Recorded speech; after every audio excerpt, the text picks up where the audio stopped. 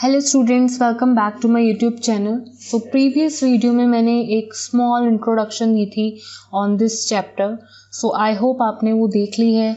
सो अगर जिन स्टूडेंट्स ने वो मिस कर दी है तो प्लीज़ आप उसको देख लें, ताकि आपके जो फॉर्मूलाज हैं वो भी स्ट्रॉन्ग रहें एंड आपका जो बेस है, जो बेसिक कंसेप्ट मैंने आपको बताए हैं वो भी आपको ध्यान में रहे, ताकि जितने भी आप सॉल्व्ड एग्जाम्पल्स या कमिंग एक्सरसाइजेज आप देखेंगे ऑन दिस चैप्टर वो आपको एकदम से समझ आ जाए, राइट। सो बहुत ही ईजी है वैसे तो ये चैप्टर, डोंट गेट वरीड। आपको मैं एक एक क्वेश्चन आपको बताऊंगी डिटेल में, right. So now let's C first example. Right an anti derivative for each of the following functions using the method of inspection. अब यहाँ पे कंफ्यूज होने की बिल्कुल भी ज़रूरत नहीं है। एंटी डेरिवेटिव का मतलब क्या है, आपको क्या निकालना है, इंटीग्रल करना है। आपको क्या करना है, इंटीग्रेशन करना है जो भी आपको फंक्शन दिया है। राइट एन एंटी डेरिवेटिव, और मैंने प्रीवियस वीडियो में ही बताया है कि एंटी डेरिवेटिव का मतलब क्या है, इंटीग्रेशन करना, राइट। तो जितने भी आपको फंक्शंस दिए हैं आपको उनका इंटीग्रेशन करना है, लेकिन with the help of using method of inspection. तो बस यहाँ पर इतना नोट कर लो इस बात के लिए, मेथड ऑफ इंस्पेक्शन में आप जब इंटीग्रेट करेंगे इस फंक्शन को, सो बाद में वैल्यू मैंने आपको बताया प्लस सी आपको लगाना होता है जब आप इंटीग्रेट कर देते हो फंक्शन को, लेकिन मेथड ऑफ इंस्पेक्शन में आपको प्लस सी वैल्यू नहीं लगानी होती है। सिंपली आपकी इंटीग्रेशन करने के बाद जो वैल्यू आती है without C plus C, that constant value के अलावा जो वैल्यू आती है सिंपली आपको वही लिखनी है, नथिंग एल्स। तो एग्जाम्पल 1 एंड एक्सरसाइज 7.1 में जो फर्स्ट 5 क्वेश्चंस हैं, आपको फर्स्ट 5 पार्ट्स दे रखे हैं, उसमें भी एग्जैक्टली यही फॉलो करना है आपको, राइट। तो यहाँ पे सबसे पहला पार्ट देख लेते हैं। आपका जो फंक्शन है cos 2x, इसका आपको निकालना है इंटीग्रेशन। तो इंटीग्रेशन करने के लिए मैंने एक सिंबॉलिक साइन आपको बताया है जो कि सबको पता ही है, राइट। तो ये आप लगाते हो, फंक्शन लिखते हो एंड साथ में ये जो फंक्शन है आप उसका इंटीग्रेशन कर रहे हो किसके रिस्पेक्ट में, विद रिस्पेक्ट टू एक्स। तो इसका मतलब क्या है, आपने इंटीग्रेशन करना है इस फंक्शन का विद रिस्पेक्ट टू एक्स। तो इसकी वैल्यू क्या आएगी। अगर जिन स्टूडेंट्स को फॉर्मूला नहीं पता होगा तो वो कैसे परफॉर्म करेंगे। सो यस, आपको जब तक फॉर्मूलाज अच्छे से नहीं याद आप नहीं कर सकते। इट्स बेटर कि आप फॉर्मूलाज पढ़ के आएँ। सो कॉस का इंटीग्रेशन होता है ओनली साइन, जो भी आपके पास यहाँ पे वैल्यू है वो तो एज इट इज़ आ जाएगी, लेकिन इस x वेरिएबल के साथ जो कांस्टेंट वैल्यू है वो आ जाती है एकदम नीचे, ठीक है। अब यहाँ पे मैंने प्लस सी नहीं लगाया है, क्यों, क्योंकि यहाँ पे लिखा हुआ है by the method of inspection, और उसमें क्या करते हैं, सिंपली हम c की वैल्यू को नहीं लिखते हैं, ठीक है। सो कहने का मतलब है, अब जैसे कि मैंने आपको बताया कि ये जो प्रोसेस है इंटीग्रेशन करने का वो एक इन्वर्स प्रोसेस है ऑफ डिफ्रेंशिएशन। अगर मैं इस वैल्यू को डिफ्रेंशिएट करूँगी ना तो आपके पास यही वैल्यू वापस से आ जाएगी। अब देखो इस क्वेश्चन में मैं आपको कर देती हूँ, ये आपने जो भी फंक्शन था आपने उसका इंटीग्रेशन निकाल के एक वैल्यू लेकर आए। अब इस वैल्यू को अगर मैं डिफ्रेंशिएट करती हूँ तो वापस से आपके पास ये वैल्यू आ जाएगी। सो अब देखो ये तो कांस्टेंट ट्रीट हो रहा है 2, ठीक है। सो डिफ्रेंशिएशन ऑफ साइन क्या होता है, कॉस, आपके पास जो भी एंगल है वो एज इट इज। अब 2x का चेन रूल की हेल्प के साथ डिफ्रेंशिएशन अगेन, तो 2x का डिफ्रेंशिएशन क्या होता है, ओनली 2, और ये 2 आपका ऑलरेडी नीचे था, 2 से 2 कैंसिल हुआ, आपके पास वैल्यू क्या आई, cos 2x, जो कि आपके एग्जैक्टली फंक्शन में है। तो यहाँ पे हमने प्लस सी नहीं लगाना होता है, एक बात। दूसरी बात, ये जो वैल्यू हो रही है ये आप डिफ्रेंशिएट करके देखोगे तो आपके पास यही वैल्यू आएगी, ठीक है। सो कहने का मतलब है ये जो फंक्शन है आप उसका क्या निकाल रहे हो, एंटी डेरिवेटिव। एंटी डेरिवेटिव मतलब इंटीग्रल निकाल रहे हो, इंटीग्रेशन कर रहे हो। तो अगर इसी वैल्यू को आप, जो भी फंक्शन आपका आ चुका है, इस वैल्यू को अगर आप डिफ्रेंशिएट करते हो तो आपके पास ये वैल्यू आती है, ठीक है। So just it's a inverse process, nothing else. तो सिंपली आपको क्या करना है, आंसर लाने के लिए, पीछे से एनसीईआरटी आंसर से मैच करने के लिए सिर्फ इसका इंटीग्रेशन करना है, ठीक है, नथिंग एल्स। ये जस्ट मैंने आपको समझाने के लिए बताया है कि अगर आप इसका डिफ्रेंशिएशन करते हो तो वापस से आपको वही वैल्यू मिलती है। अब यहाँ पे इसका भी इंटीग्रेशन कर दो, बहुत ही इजी है।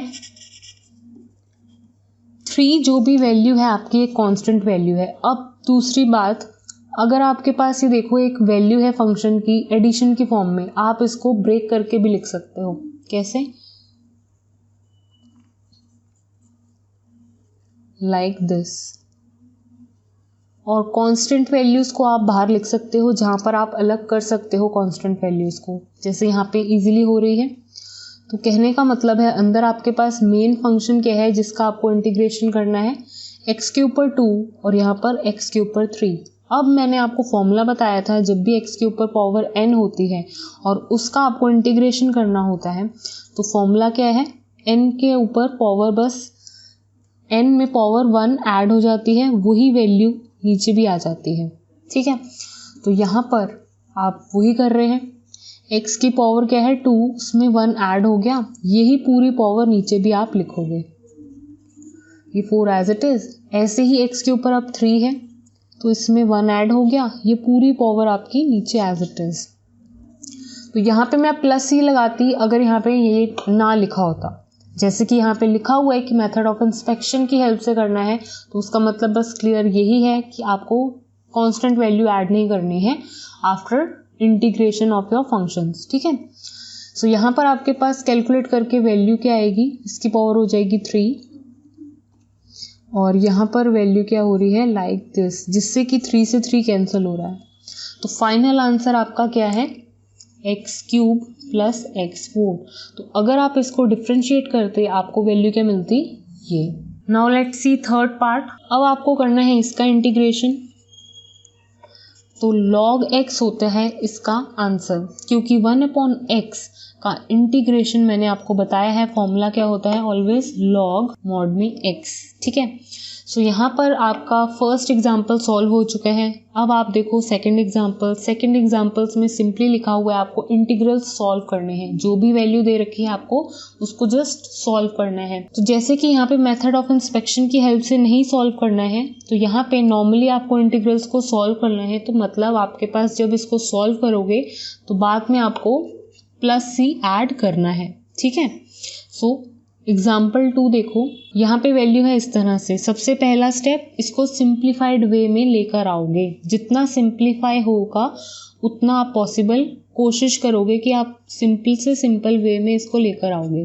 तो x² नीचे था तो मैं x² इसके नीचे भी लिख सकती हूँ, इसके नीचे भी, राइट, क्योंकि in the form of LCM में हम कैसे लिखते हैं, अलग अलग करके, लाइक दिस। मैंने पहला वही किया। अब यहाँ पे देखो ये पूरा x² इसके साथ कैंसिल हो गया, तो यहाँ पर वैल्यू क्या बची, सिंपली x। और यहाँ पे नीचे क्या है, x²। अगर ये मुझे वैल्यू ऊपर लिखनी है तो पावर बस क्या हो जाएगी, माइनस में। तो अब आपके पास वैल्यू क्या आ रही है, इस तरह से। दैट मीन्स आपको किस किस का इंटीग्रेशन करना है, एक x का इंटीग्रेशन करना है, क्योंकि आप चाहे प्लस में लिखो माइनस में लिखो, आप इंटीग्रेट करने के लिए वैल्यूज को ब्रेक करके लिख सकते हो, लाइक दिस। तो यहाँ पर ऐसे ही x - 2 dx, तो बहुत इजी है। क्यों, क्योंकि x to the power n, कोई भी पावर हो, चाहे 0 हो 1 हो, इसमें बस सिंपली फॉर्मूला आपका क्या होता है, +1 ऐड करना होता है, वही वैल्यू आपके नीचे आ जाती है। ये फॉर्मूला होता है आपका अगर आप x के ऊपर आपके पास कोई भी पावर है तो। ठीक है, तो यहाँ पर 1 है तो मतलब आप इसमें क्या कर दो, इसका फॉर्मूला क्या आएगा, 1 + 1, नीचे 1 + 1 माइनस, यहाँ पर ये वैल्यू क्या है आपकी, x टू द पावर -2, कोई बात नहीं, तो इसमें भी वैल्यू क्या हो जाएगी, +1 ऐड, यही पूरी पावर यहाँ पर भी, और बाद में लग जाएगा आपका पॉजिटिव c। ठीक है, तो इसको हम क्या लिखेंगे, x²/2 माइनस, यहाँ पे वैल्यू क्या है आपके पास x, और साथ में क्या वैल्यू बन रही है, -1, और नीचे भी -1, और ये माइनस माइनस क्या हो जाएगा, पॉजिटिव।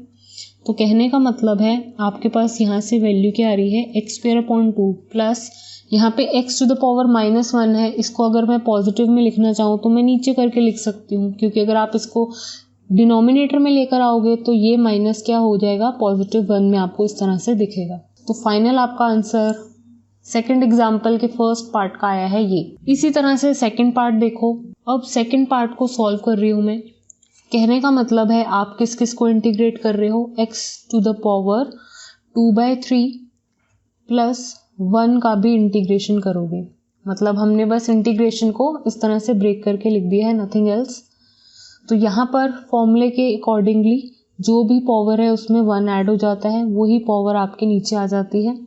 अगर 1 है यहाँ पे कोई, उसका इंटीग्रेशन क्या होता है, सिंपली x, ठीक है। सो यहाँ पर आपके पास प्लस c ऐड हो गया है। सो यहाँ पर आपके पास पावर अगर कैलकुलेट करोगे तो आपकी पावर क्या बन रही है, 5/3, और यहाँ पे भी 5/3, और यहाँ पे ये वैल्यू 3 ऊपर जाएगी। अगर आप रेसिप्रोकेट करके लिखोगे तो आपके पास पावर्स इस तरह से आपको दिखेगी। बहुत ही इजी है, एक ही फॉर्मूला आपका यूज़ हो रहा है बार बार। अगर आपके पास x है, उसकी पावर n है, कोई भी हो सकती है, n एक जनरल वर्ड है आपके पास, राइट। तो आपका आंसर क्या होता है, पावर में बस 1 ऐड हो जाता है और वही पावर आपके नीचे भी आ जाती है, plus c। So I hope बहुत ही इजी है। Now let's see third part. So यहाँ पे भी सबसे पहले सिंपलेस्ट फॉर्म में मैं इसको अलग अलग करके ब्रेक करके लिख देती हूँ ताकि मुझे फॉर्मूलाज अप्लाई करने में दिक्कत ना हो। सिंपली यहाँ पर क्या किया मैंने, 2 एक कांस्टेंट है तो उसको मैंने बाहर लिख दिया इस वैल्यू के, ठीक है। 2 का तो 2 ही रहेगा कांस्टेंट, ठीक है। सो यहाँ पर अब यहाँ पे x की पावर में है कुछ, तो पावर में वैल्यू क्या हो जाएगी, ऐड, वही पावर आपकी नीचे आ जाएगी, 2 एज इट इज। इसका इंटीग्रेशन क्या होगा, एक्सपोनेंशियल का वही रहता है, वही आ गया। इसका इंटीग्रेशन क्या होता है, 1/x का log x प्लस c।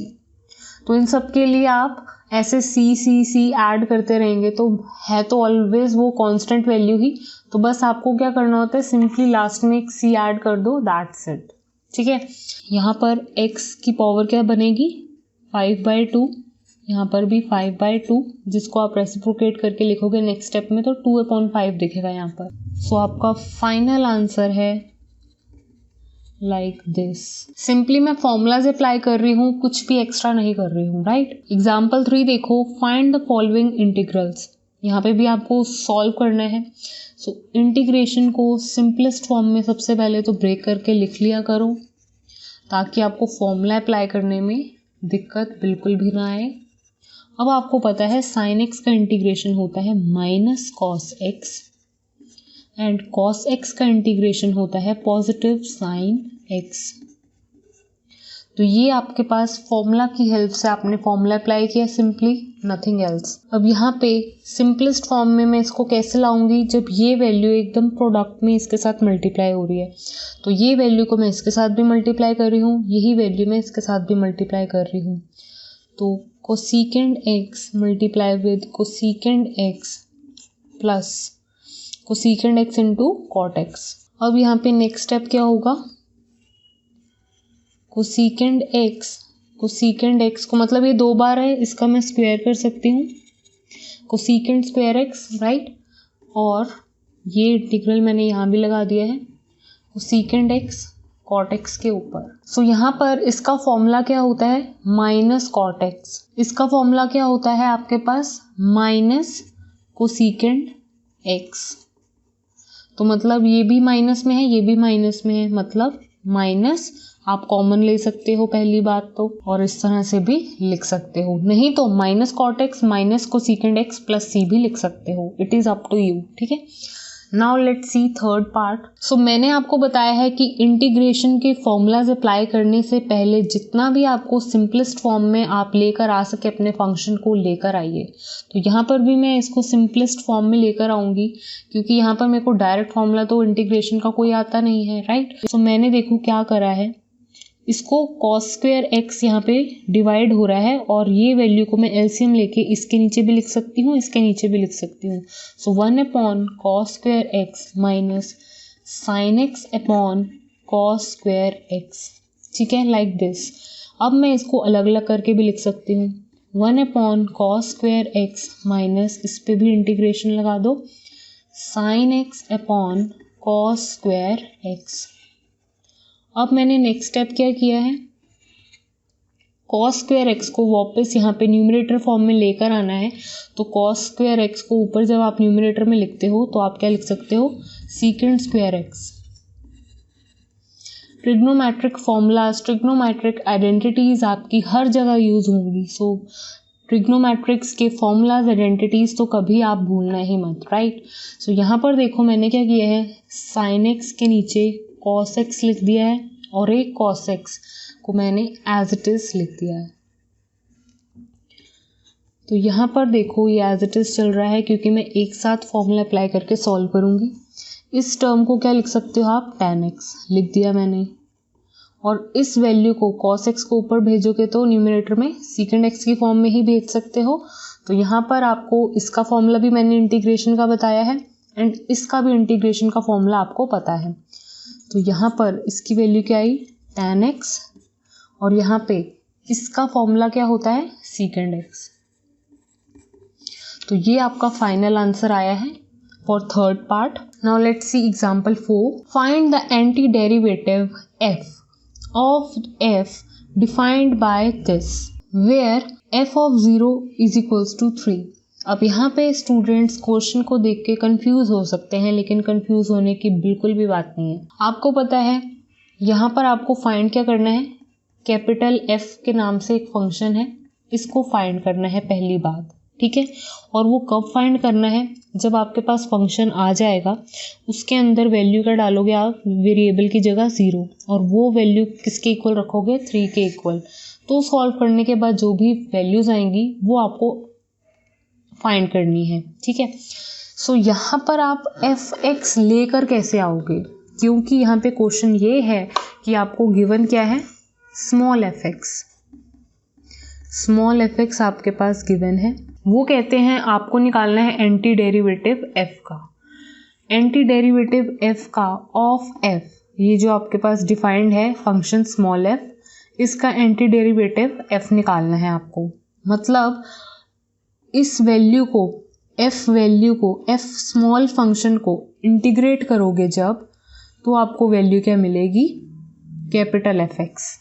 तो सिंपली आपको इस एग्जाम्पल 4 का मतलब अगर स्टेटमेंट से समझ नहीं आ रहा है तो उन्होंने बस आपको यही बोला है, जो भी आपके पास स्मॉल फंक्शन की वैल्यू गिवन है उसका आपको क्या निकालना है, एंटी डेरिवेटिव। एंटी डेरिवेटिव सबको पता है, एंटी डेरिवेटिव का मतलब होता है इंटीग्रेशन करना। तो ये स्मॉल फंक्शन का जब भी आप इंटीग्रेशन करोगे तो वो कह रहा है कि आपको वैल्यू मिलेगी कैपिटल एफ की। तो that means it's very easy. आपके पास अब स्मॉल फंक्शन है, सिंपली वो कह रहा है आपको इसका क्या करना है, इंटीग्रेशन, एंटी डेरिवेटिव निकालना है। एंटी डेरिवेटिव मतलब इंटीग्रेशन निकालना है। सो सिंपली आप निकाल दो, तो जो भी वैल्यू आएगी वो किसके इक्वल होगी, कैपिटल एफ एक्स, वो वैल्यू होगी एफ एक्स की, ठीक है। तो यहाँ पे ये वैल्यू, ये वाला फंक्शन अगर ऐसे लिखती हूँ तो ये एफ एक्स के इक्वल नहीं है, ये वैल्यू का इंटीग्रेशन हो रहा है तो वो एफ एक्स के इक्वल है, ठीक है। क्योंकि ये एक क्या है, स्मॉल फंक्शन।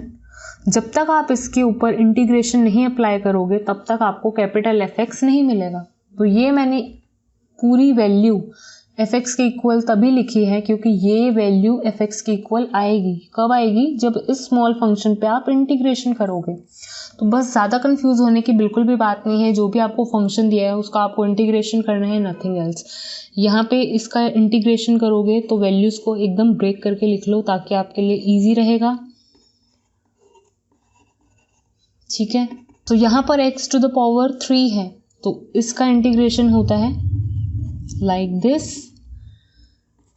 ऐसे ही 6 तो बाहर चल रहा है लेकिन अंदर वैल्यू क्या है 1, और 1 का इंटीग्रेशन हमेशा क्या होता है x। साथ में उसके प्लस सी लगाना बिल्कुल मत भूलना, ठीक है। तो नॉर्मल इंटीग्रल जब भी होता है उसके बाद प्लस सी आपका आता ही आता है, ठीक है। सो यहाँ पर आपके पास एग्जैक्टली फंक्शन की value after solving this, after integrating this, आपके पास वैल्यू क्या आ रही है, मैं यहाँ पे लिख रही हूँ f x equals to x to the power 4 minus 6x plus C. अब आपको दे रखा है कब आपको ये वैल्यू चाहिए, जब आप x की वैल्यू क्या डालोगे 0। जैसे ही 0 डालते हो तो ये 0 हो जाता है, ये 0 हो जाता है, ये प्लस c का c रह जाता है। और ये वैल्यू किसके इक्वल है आपको given, f of 0 is equals to 3। तो इस वैल्यू की जगह क्या लिख रही हूँ मैं 3। तो मतलब यहाँ पे राइट हैंड साइड क्या बचा है, सिंपल c। तो अल्टीमेटली आपके पास c की वैल्यू क्या आ चुकी है 3। तो फाइनल आपका जो एफ एक्स आपको बोला गया था इस पर्टिकुलर वैल्यू पे निकालने के लिए, तो फंक्शन तो आपका वही है लेकिन आपके पास c की वैल्यू अब यहाँ पर क्या आ चुकी है 3। तो ये आपको फाइनल वैल्यू बोला था निकालने के लिए। तो आई होप आपको अब क्लियर हो चुका है इस पूरे फंक्शन में हमने किया क्या है, इस पूरे क्वेश्चन में हमने किया क्या है। सिंपली स्मॉल fx का अगर आप इंटीग्रेशन करते हो, एंटी डेरिवेटिव करते हो, तो आपको मिलती है कैपिटल F की वैल्यू। तो वही वैल्यू मैंने आपको बस लिख कर बताई है इस तरह से, नथिंग एल्स। तो जब आपके पास कैपिटल Fx की वैल्यू आ चुकी है पूरी, तो कब चाहिए था इनको f की वैल्यू? जब कैपिटल F में x वेरिएबल की जगह 0 डालते ही आपको वो वैल्यू कैसे मिलेगी, c की वैल्यू मिल जाएगी, दैट मीन्स 3। तो वो 3 की वैल्यू यहाँ पर आपने फिट कर देनी है। तो ये होगा आपका final answer. So I hope आपको क्लियर हो गए हों solve example. So next video में एक्सरसाइज 7.1 देखेंगे। Thank you students for watching this video. Please like, share and subscribe to my channel.